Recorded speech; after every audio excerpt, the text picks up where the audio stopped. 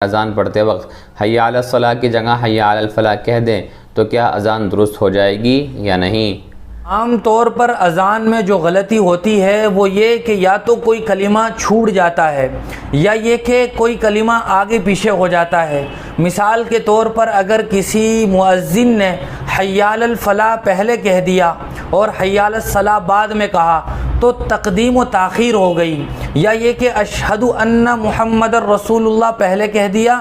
اور اشہد اللہ الہ الا اللہ بعد میں کہا تو یہاں بھی تقدیم و تاخیر ہو گئی۔ اگر کسی مؤذن کو اذان کے بعد فوراً یاد آ جائے یا یہ کہ اذان کے درمیان میں ہی یاد آ جائے، جو جہاں سے ترتیب غلط ہوئی ہے وہاں سے بقیہ تمام تر کلمات کا اعادہ کر لے تو اذان درست ہو جائے گی۔ یا یہ کہ کوئی کلمہ چھوٹ گیا تھا، مثال کے طور پر